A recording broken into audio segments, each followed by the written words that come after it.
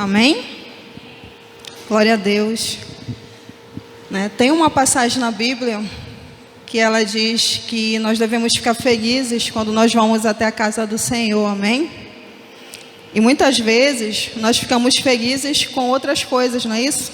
A gente fica feliz com um presente, a gente fica feliz quando a gente ganha algo, quando alguém nos elogia, mas nossa felicidade deve ser onde? Quando nós vamos à casa do Senhor. Então eu quero perguntar para a igreja, quem é que está feliz hoje aqui? Amém? Eu gostaria que vocês pegassem a Bíblia de vocês e abrissem lá em Hebreus, capítulo 13 e versículo 15. Hebreus 13, 15. Amém? Oi.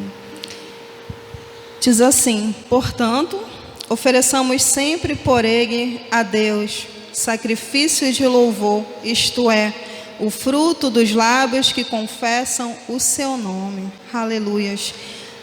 Nós devemos louvar o Senhor em todos os nossos momentos.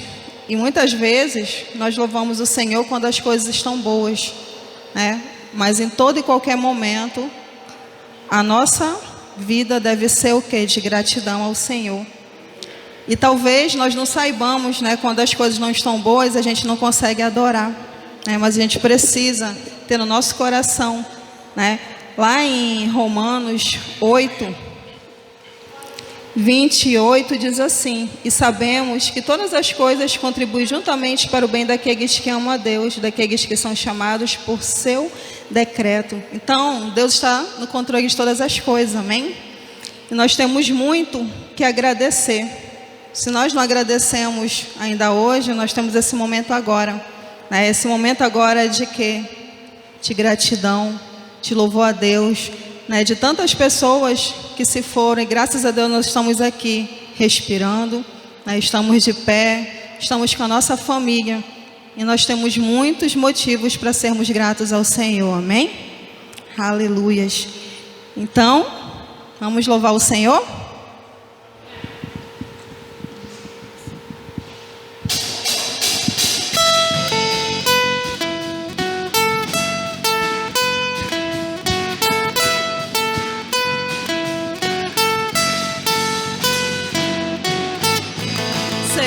Sangue, sua cruz nos levam de volta para Deus. Sua morte, sua vida, as trevas ele já venceu. Seu amor me conquistou. Sou eterno devedor. O véu se rasgou, sua luz em mim brilhou, sua glória me cobriu, mais que vencedor eu sou, mais que vencedor eu sou.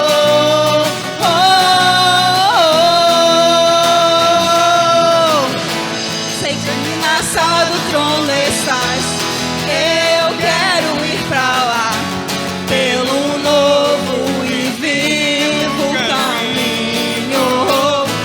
Sei que na sala do trono estás, eu quero ir pra lá, pelo novo e vivo caminho.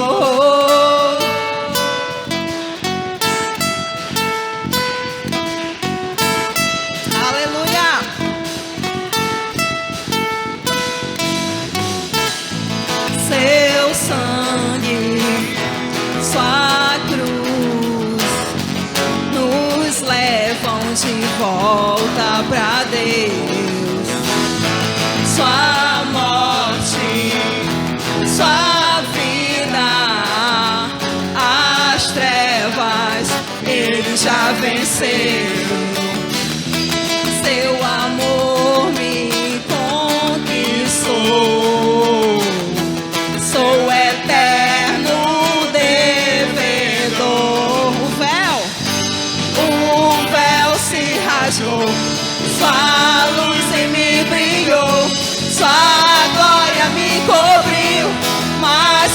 vencedor eu sou. Mais que vencedor eu sou. Oh, oh, oh. Sei que na sala do trono estás. Eu quero ir pra lá, pelo novo e vivo caminho. Sei que na sala do trono estás. Eu quero ir pra lá, pelo novo e vivo caminho. Só a igreja. Na sala do trono estás, Eu quero ir pra lá, pelo novo e vivo caminho. sei que na sala do trono estás. Eu quero ir pra lá, pelo novo e vivo caminho. Sei que na sala do trono estás. Eu quero ir pra lá, pelo novo e vivo caminho. Sei que na sala do trono estás. Eu quero ir pra lá, pelo novo e vivo caminho. Aleluia, Senhor. Estamos gratos a Ti, papai. Sabemos que o Senhor está aqui, Deus amado, e queremos somente Te adorar, Deus. Aleluia. Aleluias, Deus. Tu és maravilhoso, Senhor. Nós somos gratos a Ti, Senhor. Aleluia. Oh, Deus, a Tua tremenda graça, papai. Estamos aqui, Deus amado, para Te glorificar, Deus. Aleluias. Aleluias.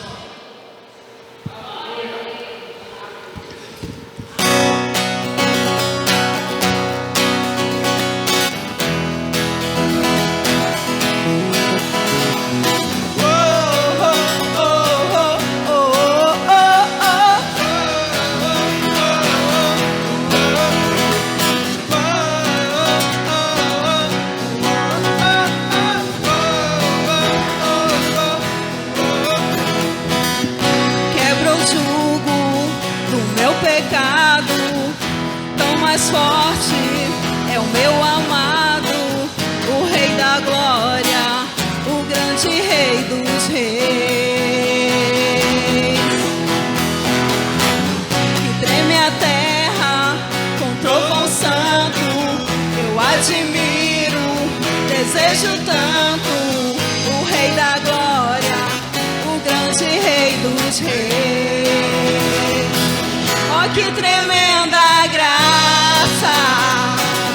Ó, que infalível amor tomou o meu lugar, a minha cruz levou, você deu sua vida, estou liberto enfim. Oh, Jesus, eu canto pelo que fez por mim. Aleluias, Pai. Oh, Deus, obrigada por tudo que o Senhor tem feito, Pai.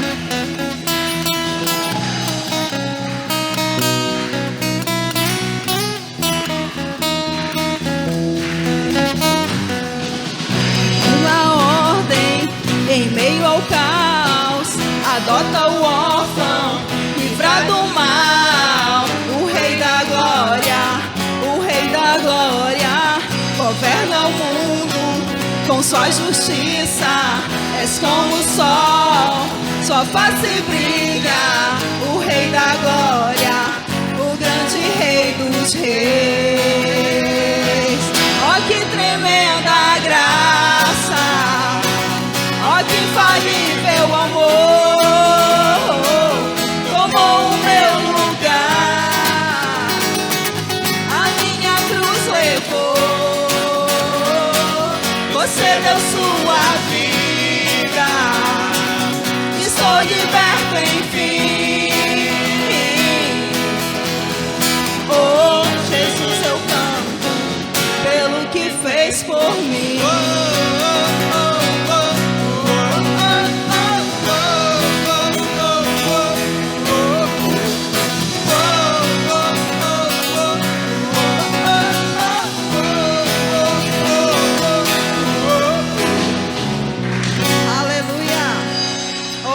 pois Tu és digno, Senhor. Digno é o Cordeiro de Deus, aleluia. Tu és maravilhoso, papai. Estamos aqui, Senhor, e essa, Deus, essa é a hora, né, de nós adorarmos ao Senhor, amém?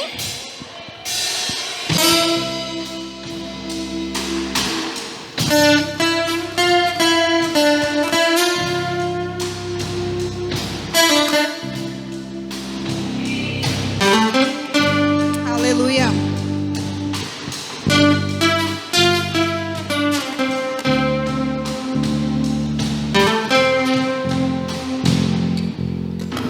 Vem, esta é a hora da adoração.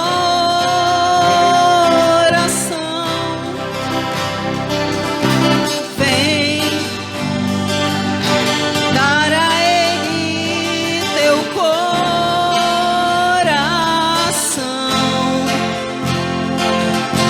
Vem, assim como estás, para adorar. Vem, assim como estás, diante do Pai. Vem, toda língua confessará o Senhor, todo joelho se dobrará. Mas aquele que a ti escolher, o tesouro maior terá.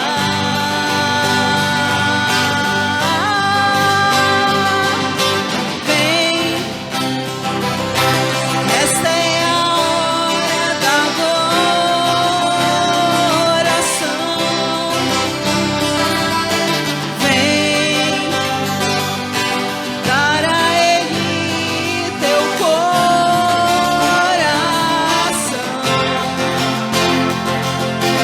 Vem, assim como estás, para adorar. Vem, assim como estás, diante do Pai. Vem,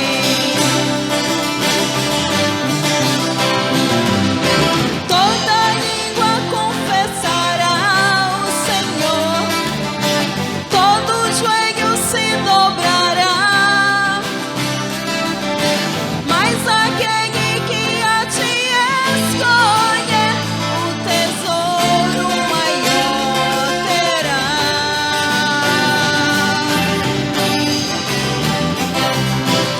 Essa é a hora da adoração. Vem dar a Ele teu coração.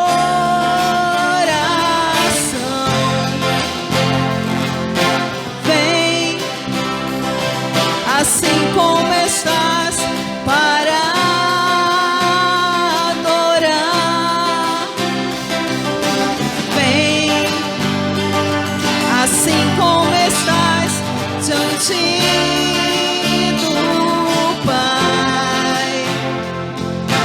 Vem, assim como estás, vem para adorar. Vem, aleluias, Deus. Estamos aqui, Deus amado, para te adorar e sabemos, Pai, que toda língua um dia confessará o Senhor. Aleluias, Pai. Grande é o Senhor, papai. Sabemos também, Pai, que não há Deus maior, não há Deus melhor, não há Deus tão grande como o nosso Deus. Amém? Aleluia.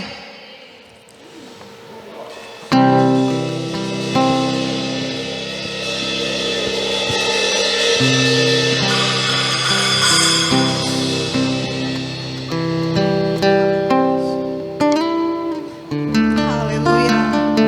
Oh, papai.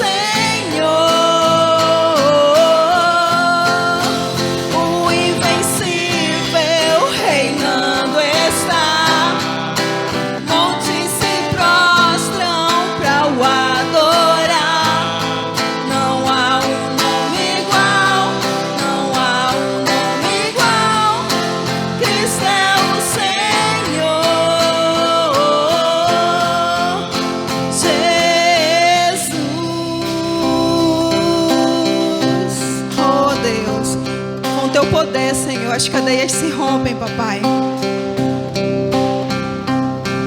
Com teu poder, cadeias se rompem, terra e céus adoram teu nome. O nome de Jesus, o nome de Jesus é santo, santo, santo.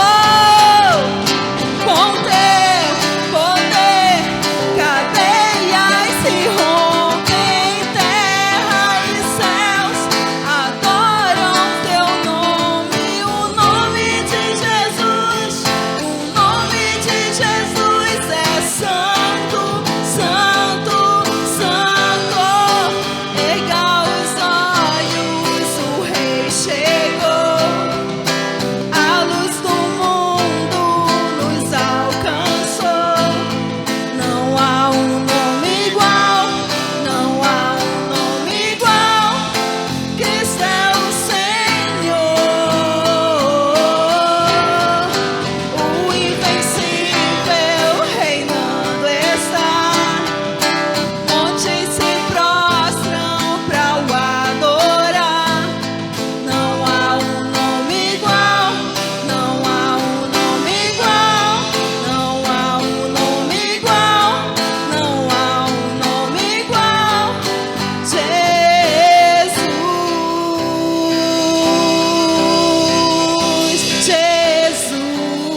Jesus, Jesus, aleluia. Não há um nome igual ao seu, Senhor. Aleluias, Pai. Queremos render graças a Ti, Senhor. Queremos, Deus amado, colocar nossas vidas nas Tuas mãos, Senhor. Te agradecer por esse momento, Pai, pela oportunidade que nós temos, Deus, de estar aqui como igreja, Senhor, Te adorando, cultuando o Senhor e dizendo que só Tu és santo. Aleluia. Amém. Glória a Deus. Louvado seja Deus, queridos, graça e paz da parte do nosso Senhor.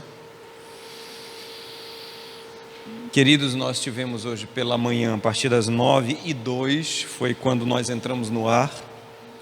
9h02, tivemos a nossa escola bíblica dominical. Hoje eu não vou tirar máscara, tá? Porque eu tô com uma alergia, aí eu vou ficar com ela, tá bom? Vocês não se incomodam não, né? Então nós tivemos a nossa escola bíblica dominical e nós falamos sobre uma temática que o apóstolo Paulo abordou em Romanos capítulo 11, sobre a questão do enxerto, né? Nós tivemos 6 pessoas online acompanhando o estudo, a mensagem, e eu incentivo a todos que participem.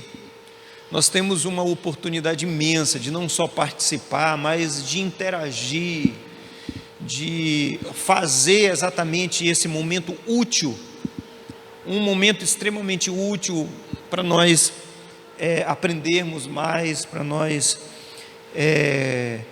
vivermos essa vida, às vezes mesmo à distância, mas que a gente possa viver próximo. Então, ainda por enquanto, a escola bíblica dominical, ela está sendo ministrada todo domingo a partir das 9 da manhã, tá bom? Até às 10 horas, 10h10, 10h20 no máximo, tá bom?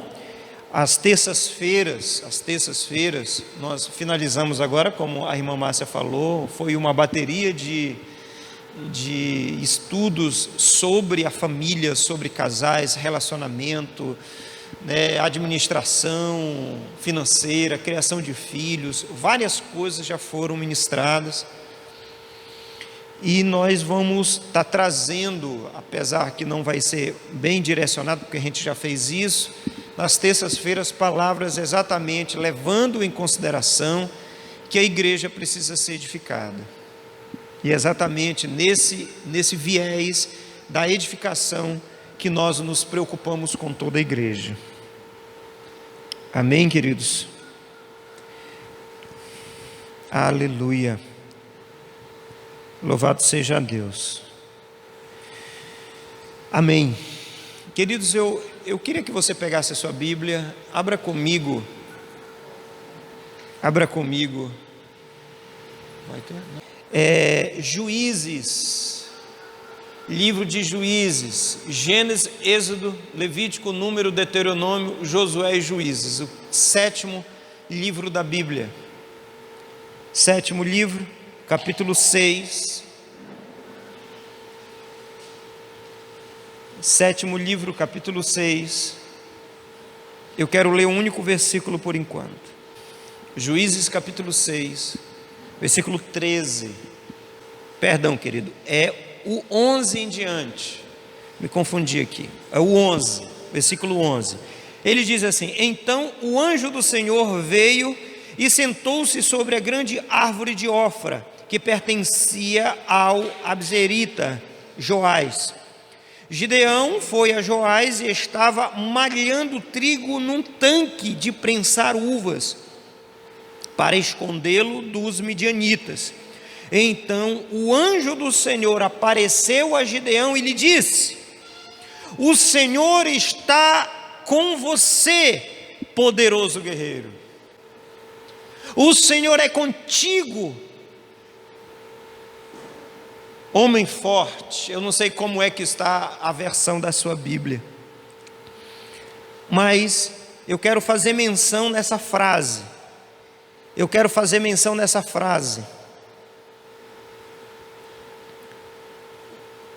O Senhor está com você, poderoso guerreiro. Eu quero orar. Deus maravilhoso, Senhor, eu te agradeço de uma forma maravilhosa. Obrigado. Obrigado, Senhor, porque o Senhor tem nos esclarecido. Obrigado, Senhor, porque os outeiros, eles têm sido aplanados, as montanhas têm sido niveladas, para que cada um de nós pudéssemos caminhar, Senhor, com mais clareza, enxergando claramente aonde colocamos nossos pés. Senhor, eu te agradeço por isso. Eu te agradeço, Senhor, porque a tua palavra hoje, ela está acessível, e não só acessível para ser lida, mas para ser estudada, analisada. Senhor, obrigado. E nós te agradecemos por isso, meu Deus. Obrigado por essa herança maravilhosa e essa condução, esse manual que se encontra à nossa disposição. Eu te agradeço, meu Deus, em nome de Jesus Cristo, Senhor, e colocamos o nosso coração à disposição do Teu Espírito, para ser movido para a honra e glória do Teu nome. Em o nome de Jesus, amém. Queridos, podeis assentar, fiquem à vontade.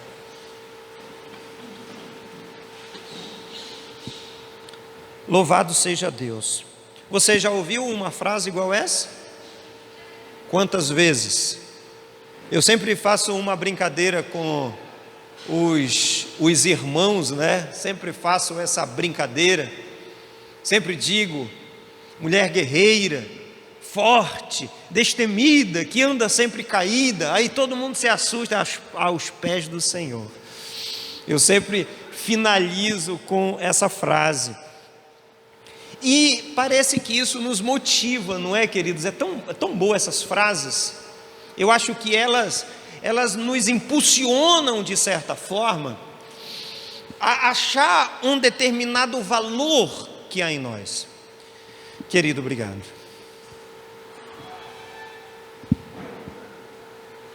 Parece que é isso que nós às vezes precisamos, né?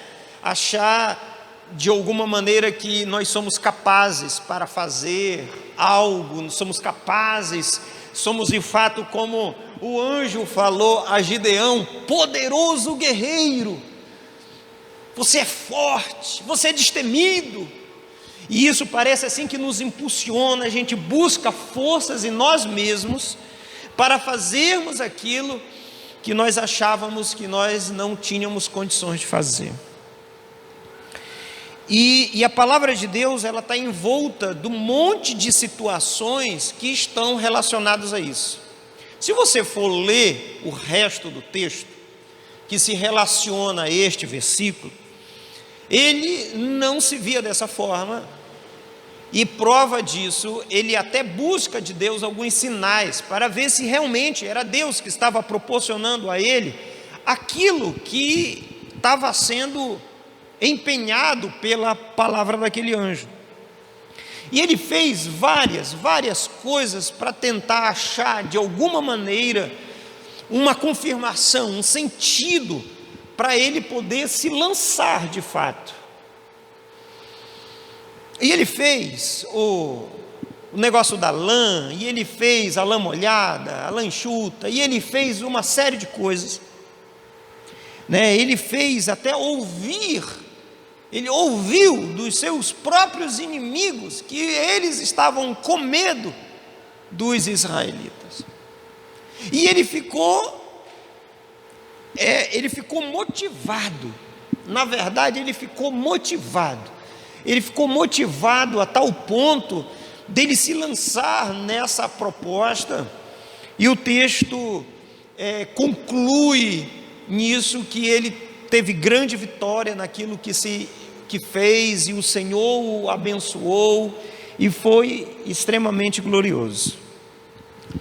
Na verdade, nós somos conduzidos o tempo todo com essa perspectiva. Nós somos conduzidos assim, a tal ponto que nós sempre falamos, quando alguém fala alguma palavra que não nos agrada, aí tem a palavra é jargão, eu acho que é assim, né? Aquelas frases de impacto que a gente sempre diz, ou falava, não sei se alguém ainda fala, mas está amarrado, né? Vira essa tua boca para lá, não fala isso, e não sei o que lá, porque a gente foi, de alguma maneira, envolvido pelaquela construção de que as palavras, elas têm poder nessa perspectiva, do que você vai falar e automaticamente vai acontecer na vida do outro. E o outro começa a fazer uma série de construções, exatamente para tentar anular, de certa maneira, o que o outro falou. E eu sei que isso é realidade em meio aos próprios cristãos. Isso é uma grande realidade, né? Ao ponto que, dentre os próprios cristãos, aquela questão de se dizer: e aí, irmão, está bem? Ele diz: irmão, tem que falar que está, né? Senão piora. Ou seja, nós fomos, de alguma forma, engolidos aos poucos com muitas expressões que mais fazem mal do que bem. Nos faz perceber que nós estamos mais perdendo uma essência do que ganhando alguma coisa.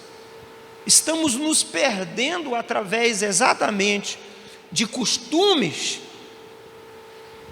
que vão esvaziando um pouco os princípios elementares do próprio texto bíblico.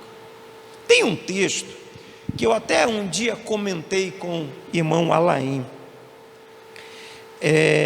Nós gostamos, nós já temos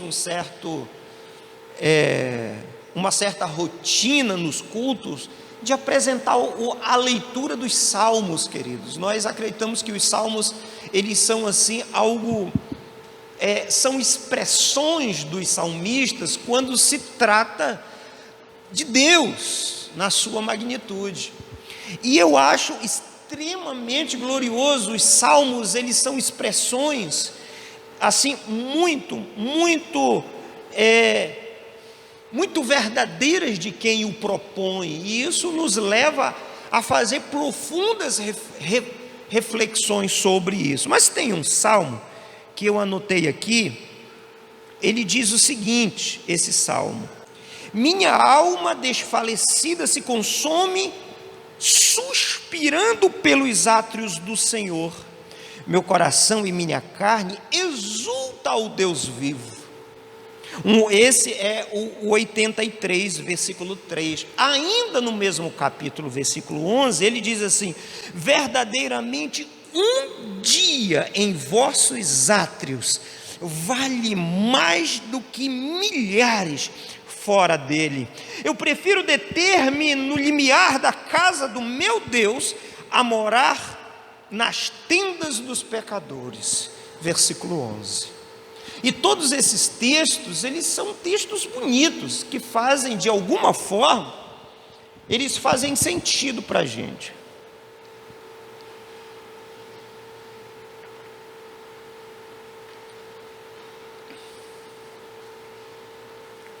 Mas por que eu estou falando sobre isso, queridos? Eu quero tirar uma palavra desse texto: átrio. Você sabe o que significa a palavra átrio?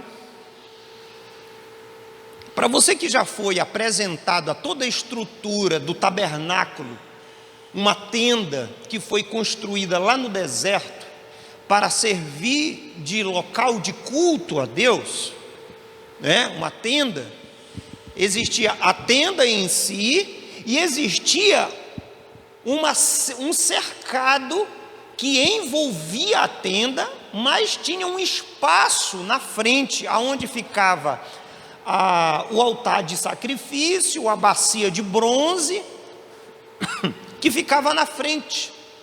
Esse espaço da frente é chamado de átrio. É chamado de átrio. Quem podia entrar no átrio? Qualquer pessoa podia entrar? Não. Quem podia entrar no átrio era só as pessoas designadas para fazer sacrifícios.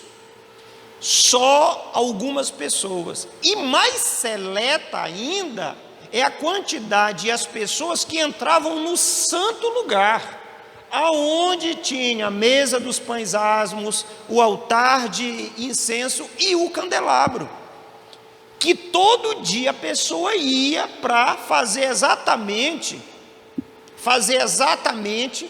a manutenção desses utensílios. Mas uma vez no ano, um homem, o sumo sacerdote, entrava no Santo dos Santos. Então nós temos o Santo dos Santos, onde tinha a Arca da Aliança e o propiciatório, era algo glorioso demais, ninguém podia entrar. Não sei se vocês sabem daquele episódio que Davi foi pegar a arca em Obed-edom, e um cidadão, a arca ia cair, queridos, a arca ia cair, ele foi segurar a arca e morreu por pegar na arca. Então nós temos o lugar santíssimo, o lugar santo e os átrios. O átrio, exatamente, as pessoas, não era qualquer pessoa que entrava lá, mas era um momento de sacrifício, onde eles, o povo em geral, traziam os seus animais, os seus pombinhos, cabritos, os animais de acordo com o que eles pecaram, e depositavam ali. Então, o desejo de quem não era levita, irmãos, e que não participava daquela função, era entrar no átrio. Poxa, entrar no átrio seria algo glorioso.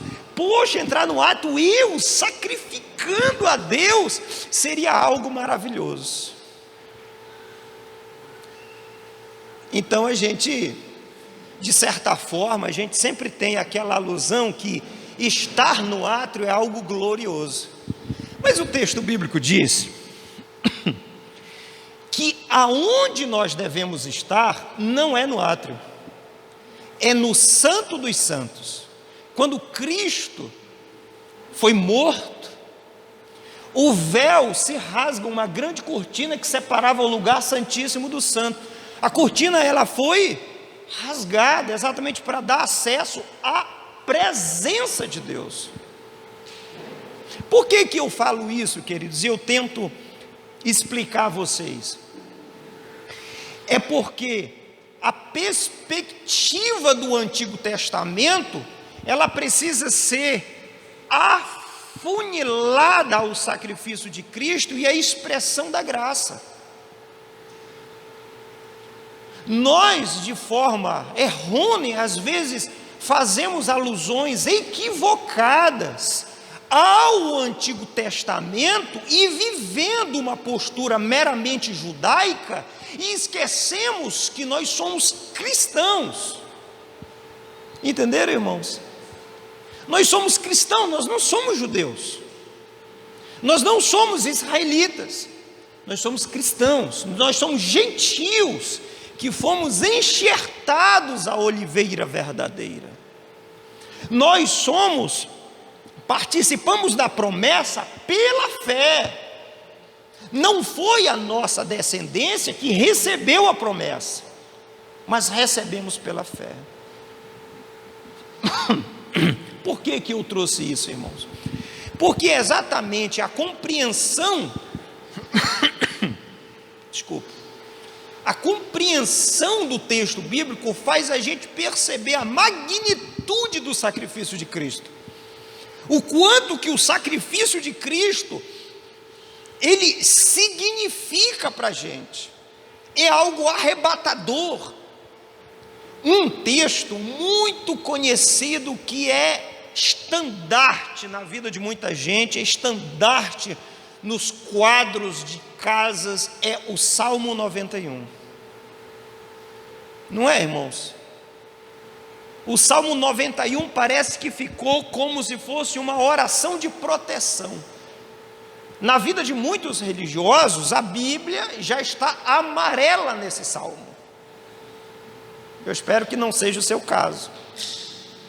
Mas está mais ou menos assim.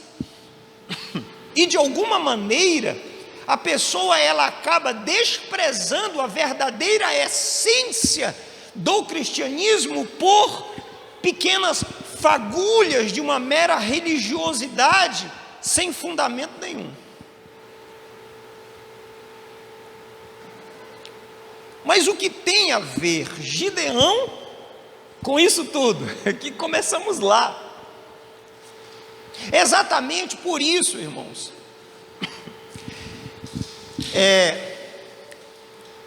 Isaías capítulo 1, versículo 19. Você conhece esse texto? Se creres e me ouvires, comereis o melhor da terra. Você não fica pensando várias vezes, dizendo que, ô Senhor, mas a tua palavra não diz isso, por que que eu ainda continuo comendo ovo? Senhor, a tua palavra não diz isso, e eu ainda continuo assim, o assado. Por que, Senhor? E a gente ainda faz esse tipo de alusão. Por que, Senhor? O Senhor disse que eu ia comer o melhor da terra. Cadê o caviar? Cadê o filé mignon? E agora o filé mignon está quase R$40, né? O negócio está meio brutal, né, John? Queridos, o que nós precisamos entender é que a proposta da graça de Deus, ela traz alusão exatamente ao que a irmã Bruna falou, um sentimento extremamente glorioso que nos impulsiona a viver segundo a vontade dEle. Vocês lembram daquele episódio de Jesus lá no deserto, quando ele estava sendo tentado? O diabo ele fala o quê? Olha, está escrito que o Senhor dará ordem aos seus anjos para cuidar de ti. Ele disse: não tentarás o Senhor teu Deus. Por que nós usamos a perspectiva bíblica de forma equivocada para benefício próprio? A gente sempre quer se beneficiar, é um sentimento e uma sensação humana extremamente nociva. O homem quer sempre se beneficiar, o homem quer estar sempre no centro das atenções, né? Não é assim em uma boa parte dos cultos. Os cultos são cultos antropocêntricos, cultos para agradar as pessoas, e não um culto para se expressar de fato a grandeza de que é representada até a palavra louvor, elogiar, prestar homenagem, dar a Deus.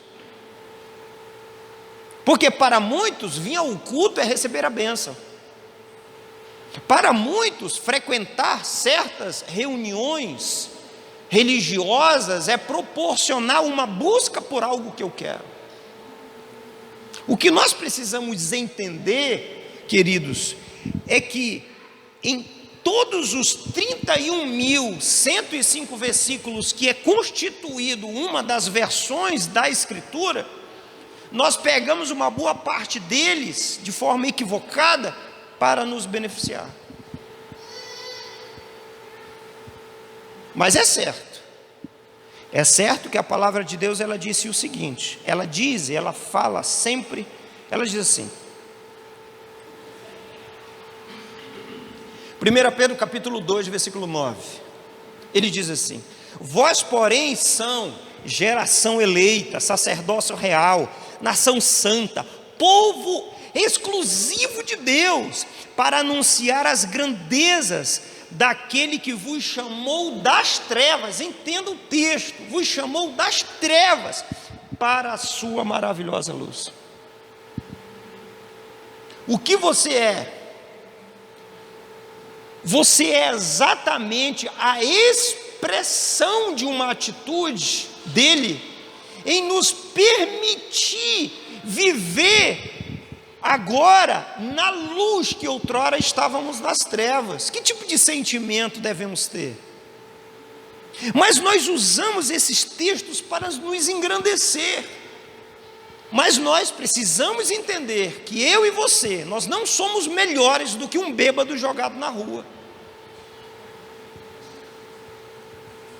E nós não devemos de modo algum zombar, rir. Não, nós não somos melhores. A diferença é que fomos alcançados pela graça de Deus, só. Nós precisamos entender a perspectiva disso para a gente. 1 Coríntios capítulo 6, versículo 19 a 20, ele diz assim, 1 Coríntios 6, 19 a 20, ele diz: acaso não sabem que o corpo de vocês é santuário do Espírito Santo e que habita em vocês, e que lhe foi dado por Deus, e que vocês agora não são de vocês mesmos, vocês foram comprados por alto preço. Portanto, até aí o texto, poxa, eu sou especial, né? Oh, glória a Deus, eu sou especial, Deus mora na minha vida, eu sou príncipe do céu. Mas o texto ele não acaba, portanto, glorifique a Deus com o seu próprio corpo. Por que a gente só pega a parte boa? A gente só pega as partes que nos beneficiam, as nossas responsabilidades, a gente sempre deixa de lado. É viver o Evangelho, viver Cristo, de fato, com todas as nossas forças, mas com todos os nossos sentimentos, todas as nossas prerrogativas, tudo de nós, exatamente sendo empenhado nessa corrida que nós estamos correndo. E tem outros textos.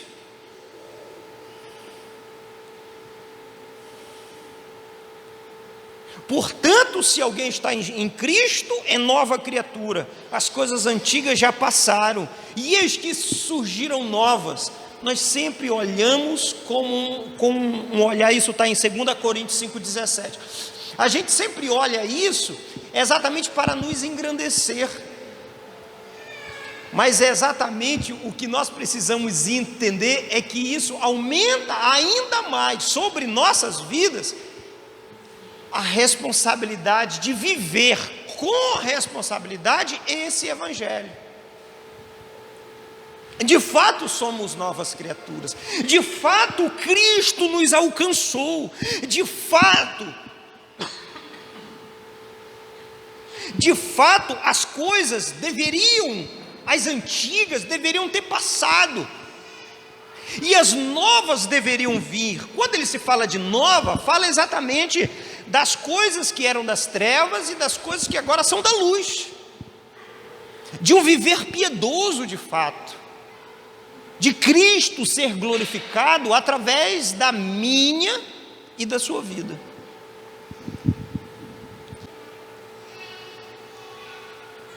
Deixa eu pegar um outro texto aqui, eu não vou ler todos, mas eu quero trazer, irmãos, aos amados irmãos, uma compreensão um pouco mais sobre como nós vivemos o nosso Evangelho, mesmo acreditando sendo bíblico, né? Não é bíblico, está escrito. Sim, mas está escrito, mas como ele é entendido?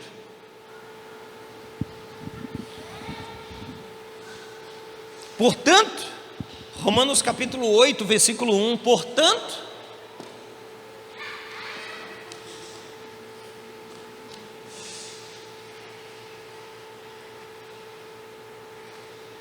Atos, Romanos 8:1, Mateus, Marcos, Lucas, João, Atos, Romanos 8:1. Portanto, agora já não há mais condenação para os que estão em Cristo Jesus. Porque por meio de Cristo Jesus, a lei do Espírito de vida me libertou da lei, do pecado e da morte, ou da lei do pecado e da morte. O que nós precisamos entender é que toda a palavra de Deus, ela nos fala bem-aventurados, nos fala que nós somos conduzidos a uma perspectiva de vencedores, porque nós somos. Só que somos vencedores porque Ele se manifestou em nós e nos proporcionou condições de viver contra o pecado, de lutar contra ele. A nossa luta cotidiana é contra o pecado. Somos vencedores, sim, irmãos. Aí a frase começa a fazer sentido, né? O Senhor diz: vai nessa tua força, homem valente, guerreiro poderoso. Aí ela começa a fazer sentido porque a relação em função da graça de Deus e o sacrifício de Cristo é contra o pecado. Em um texto que ele diz assim, Mateus capítulo 10, versículo 28, ele diz: não tenham medo dos que matam o corpo, mas não podem matar a alma. Antes, tenham medo daquele que pode destruir tanto a alma quanto o corpo no inferno. O que isso significa? Significa que aquele pode matar o corpo, mas ele não pode matar a alma. A gente precisa entender que a relação da nossa vida de proteção, de cuidado, de zelo de Deus para nós tem relação direta com algo transcendental, com algo que vai culminar para a nossa ascensão ao céu. A proteção, ela está aí, o cuidado está aí. É uma tristeza, queridos, é uma grande tristeza, é um desserviço para a sociedade, quando cristãos, quando pastores, eles dizem: não, aqui na igreja todo mundo pode tirar máscara, que aqui o Covid não entra. Pode tirar máscara, ficar à vontade, que o Covid aqui não entra. É um desserviço isso.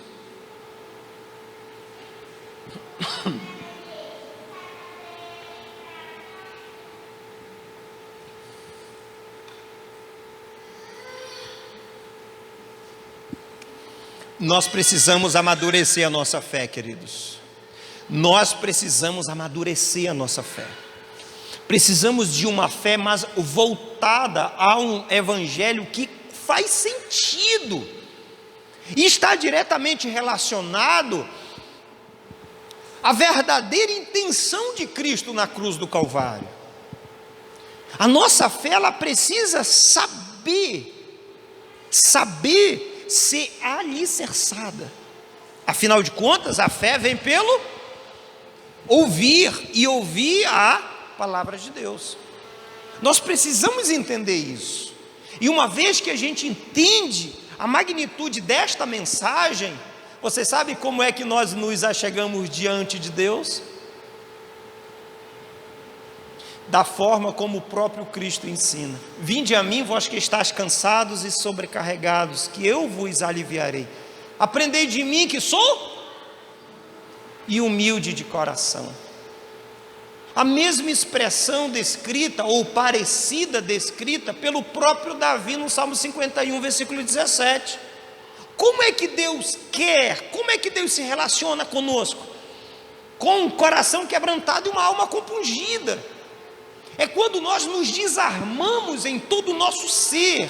É quando nós reconhecemos o Cristo e nos lançamos na proposta do sacrifício. É quando nós entendemos que a glória que nos é proposta vem acompanhada de sofrimento. Como diz o texto aqui, Romanos capítulo 8, versículo 17. Se somos filhos, Romanos 8, 17.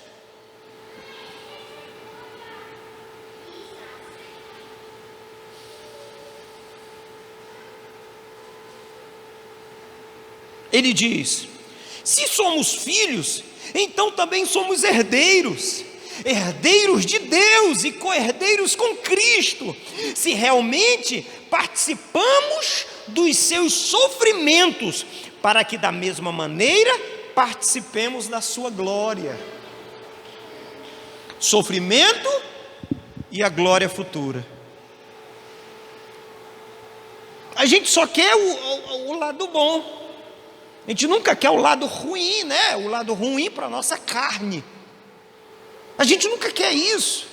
Mas o que nós precisamos entender, queridos amados irmãos, que os apóstolos, quando morreram, glorificaram o Cristo, glorificaram a Deus nas suas mortes. Eu não estou fazendo apologia a sofrimento, irmãos. Eu faço exatamente a proposta de permitir que uma igreja amadurecida, um povo, cristãos amadurecidos em Cristo Jesus, estejam preparados para toda boa obra, preparados para viver um evangelho sem mimimi. Evangelho sem que as pessoas, eu fui ofendido. Não tem isso muito nas igrejas? Fulano cantou e não me chamou.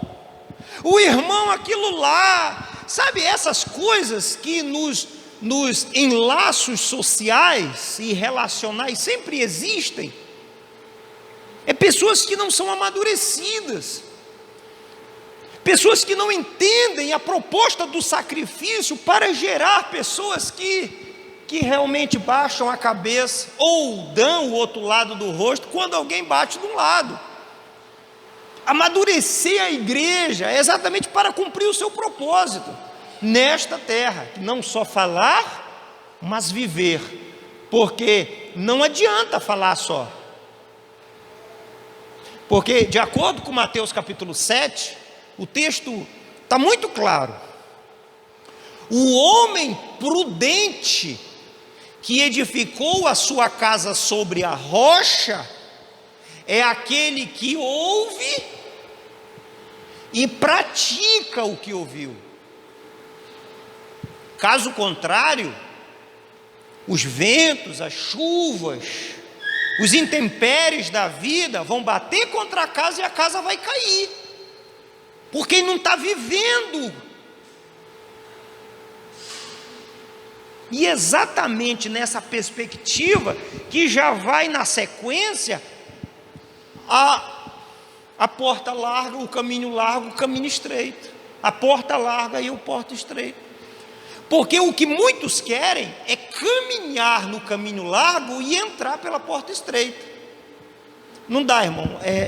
As coisas, elas assim, é o caminho estreito para a porta estreita. O caminho largo leva à porta larga. É assim que funciona. E é exatamente sobre isso que nós precisamos amadurecer ainda mais como igreja. Precisamos fazer isso. Chegarmos a um ponto, se alguém pisar no seu dedo, você chega com ele e diz: machucou o seu pé? preocupado com aquele outro. É o que a Bíblia diz, queridos, que nós devemos orar pelos que nos perseguem e amar os nossos inimigos. De acordo com alguns estudos sobre o ato do cristianismo em si, a doutrina bíblica do cristianismo, de fato, e não as mudanças oriundas à necessidade humana, o cristianismo, ele é conceituado em meio a essa classe de avaliação, a segunda religião mais pacífica do mundo. Segunda religião mais pacífica do mundo. Mas por que segunda? Porque tem o budismo, que ele não é considerado religião, mas que eles se isolam, né? Eu acho que nós nos relacionamos, eles se isolam do mundo, e nós nos relacionamos. É fácil ser pacífico quando se não se relaciona. Agora, ser pacífico no ato relacional, onde todos nós somos imperfeitos. Então, mas por que eles entraram nesse conceito? Porque eles entendem que a relação do cristianismo na sua essência, ela mostra isso, mas de alguma maneira ela tem se perdido. Ela tem se perdido. Mas a minha proposta de motivação, de entusiasmo, para que você não saiam daqui com um peso nas costas, dizendo: pastor pregou novamente uma mensagem daquelas pesada, né? Estou saindo daqui, ai Senhor, doeu minhas costas, como alguns de certa forma reclamam. Mas o que eu quero dizer, queridos, é que você continua sendo filho, você continua sendo herdeiro, co-herdeiro, embaixador, você é isso tudo. Só que você não pode usar do pressuposto de usar todas as tuas regalias para se sobrepor a ninguém. Você não pode usar tudo que você é como pretexto de ser melhor do que os outros. Você não pode fazer isso, porque senão a essência do Cristo não está em você. Porque Ele mesmo diz: eu sou humilde de coração, eu sou manso. Mas aí quantas vezes a gente quer se motivar exatamente pelo lado errado, motivar buscando de nós mesmos? Não, eu já falei isso aqui algumas vezes e eu vou falar de novo. Quando você procura um profissional da área psicológica, mas eles estão sendo usados porque eles não podem usar o princípio religioso para uma ciência. Eles estão certos, mas eu discordo. Do ponto de vista deles, quando a pessoa, quando vai se consultar, está com depressão ou alguma outra coisa, a pessoa, ela diz o quê? Você é forte. Diga, você é forte. Diga, eu sou forte. Eu sou forte. Eu sou capaz, eu sou capaz. E a pessoa sai de lá motivada para ganhar o mundo. Se eu tivesse um consultório, eu ia falar assim, eu ia dizer: diga, você é fraco. Diga, você é incapaz. Diga de novo, você é um nada. Você merece ir para o inferno, né, irmã Márcia? Você merece ir para o inferno. Diga isso. Mas com Cristo, aí as coisas mudam. Porque não é você, é Cristo em você. Então, se o Cristo, Ele faz presente na vida, então nós temos todas essas características oriundas dEle para nós. Afinal de contas, você tem capacidade de amar? Porque o sentimento que anda por todo esse mundo, eu acho que não é amor. É só ler 1 Coríntios capítulo 13. E quando eu leio Gálatas capítulo 5, versículo 22, ele fala sobre amor. Mas o amor é fruto do Espírito Santo. E o Espírito Santo, queridos, o Espírito Santo nada mais é do que a presença de Deus no homem. É Deus no homem. Se é Deus no homem, então todos aqueles frutos, amor, paz, alegria, bondade, fidelidade, mansidão, domínio próprio, não é seu, é Deus te dando, capacitando você para ser forte, destemido, corajoso, fortalecido, você ser capaz, sabe, de passar por tribulações grandes, ainda assim ficar de pé. Aí sim você pode passar, como é que diz o Salmo 91? Pelo vale da sombra da morte, mas não temerei mal nenhum, porque tu estás comigo. Queridos, o que nós precisamos entender é isso. Não use o texto bíblico de forma que o texto bíblico ele vai beneficiar diretamente você. Não é para benefício próprio. O texto bíblico ele traz, principalmente relacionado ao Antigo Testamento, que traz uma conjuntura cultural muito grande, muito grande. E exatamente nós precisamos submeter na proposta do sacrifício de Cristo, aonde culmina tudo. Tudo é sombra, de acordo com Hebreus capítulo 5. Sombra, e a manifestação dessas sombras em Cristo Jesus. Cristo culmina toda a existência, culmina no sacrifício. A relação direta de Deus ao homem culmina no sacrifício. É aí aonde nós precisamos entender.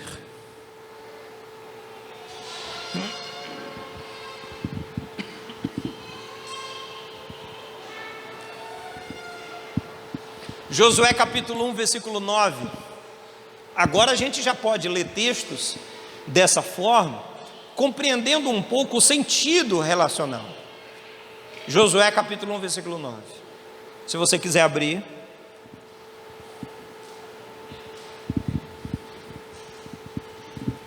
A gente pode ler desde o 8. Josué é o 6º livro da Bíblia.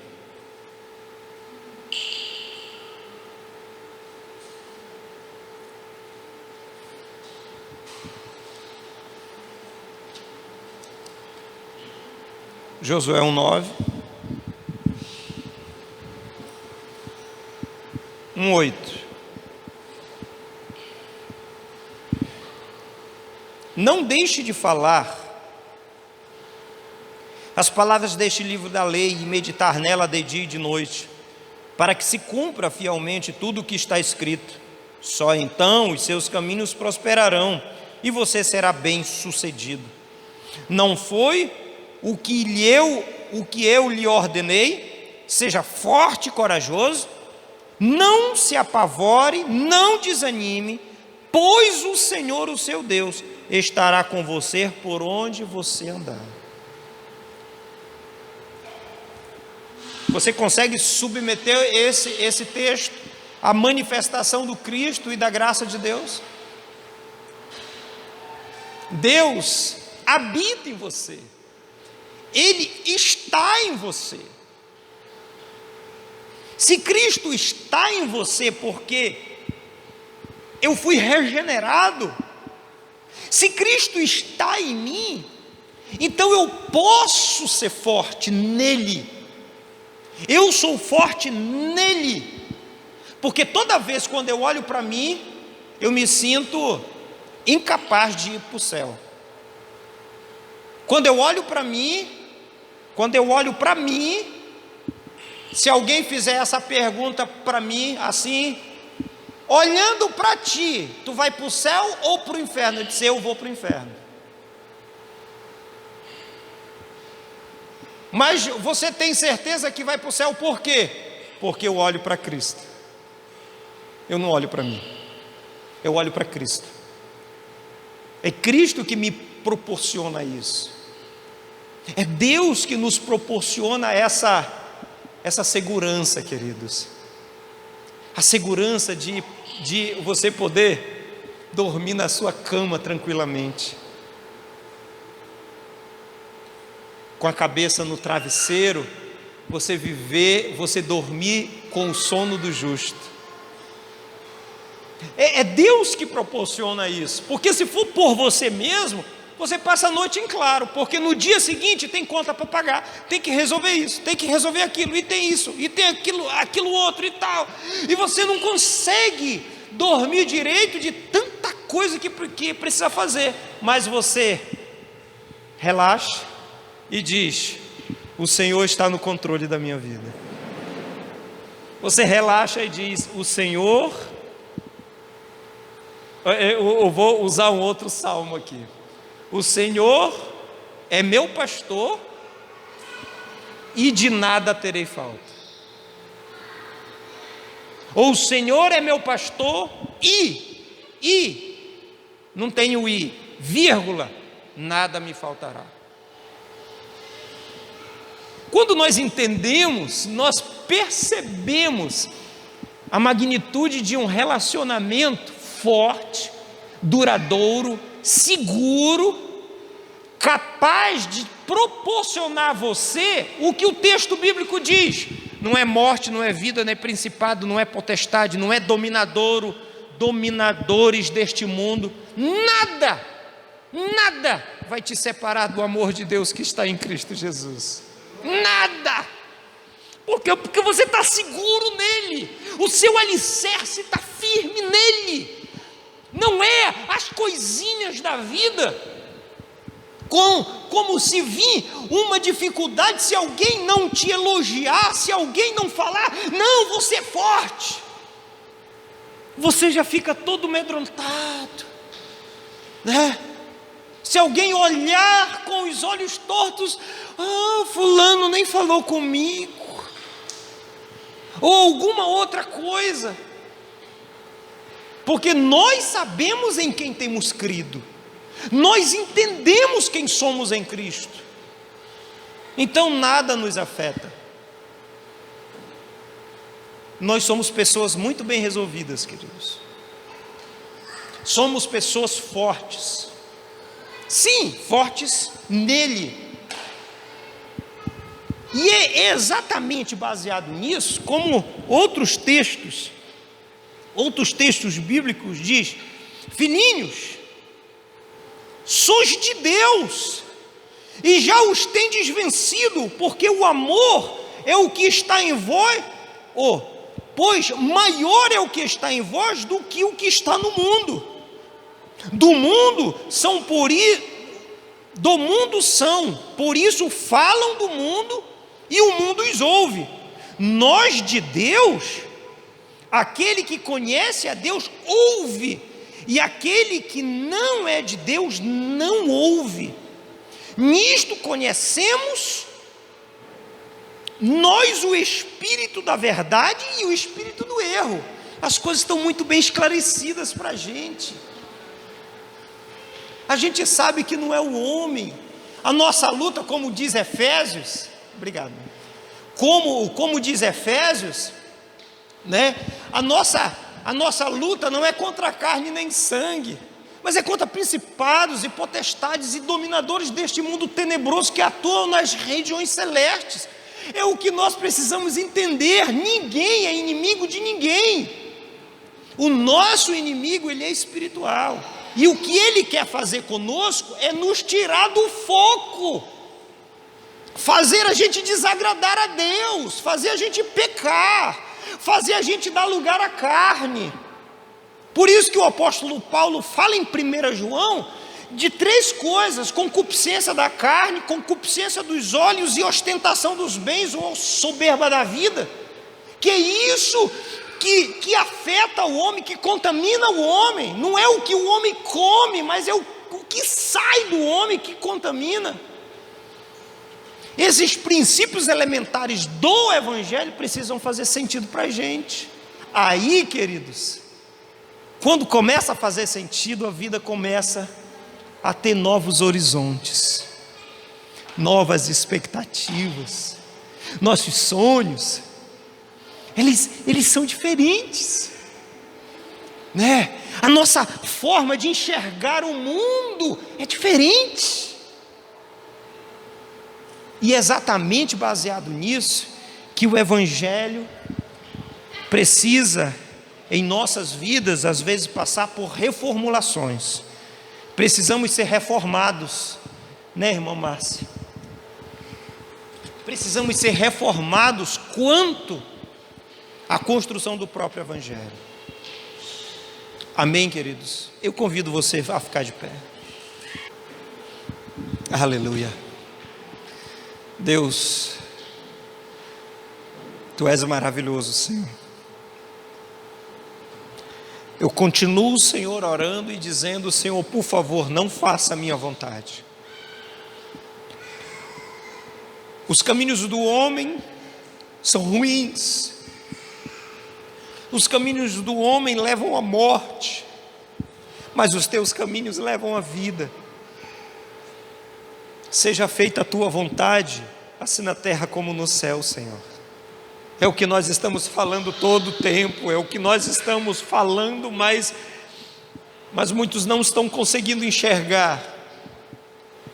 Nos faz compreender, Senhor, o sentido do sacrifício.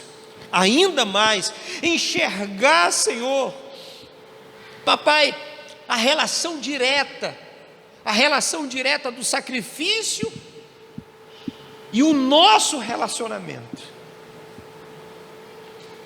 a nossa segurança, o nosso conforto, o nosso bem-estar, nos faz entender de como a gente deve viver, nos dá sabedoria e entendimento para saber lidar, Senhor, com as coisas que o mundo oferece e com aquilo que o Senhor oferece. Senhor, nos dá sabedoria, porque a Tua palavra diz o que deve ocupar a nossa mente, mas nos ajuda. O Senhor decidiu morar em nós para nos ajudar, porque nós queremos fazer a Tua vontade. Às vezes é difícil, Senhor, em meio às perturbações, mas nós continuamos insistindo, queremos fazer a Tua vontade. Nos ajuda, Senhor, a fazer a Tua vontade, e o Teu Espírito está para nos ajudar a cumprir com o propósito pelo qual nós vivemos nessa terra.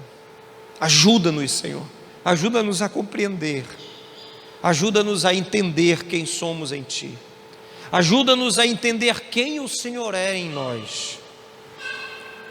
E eu te peço, Senhor, nos dá os sentimentos necessários para viver o Teu Evangelho de forma digna, em o nome de Jesus Cristo, e que toda a igreja possa estar glorificando ao Senhor, Senhor, no falar, mas principalmente no viver, em o nome de Jesus Cristo, Senhor, para a glória e para louvor do Teu nome, nós Te agradecemos, em o nome de Jesus, amém e amém. Que Deus abençoe, tenha uma ótima noite, super abençoada, que o amor de Deus, que a graça salvadora do nosso Senhor e Salvador Jesus Cristo e a doce e perfeita comunhão do Espírito possa estar te conduzindo, te abençoando, em o nome de Jesus, amém e amém. Que Deus abençoe, queridos, e tenha uma ótima semana.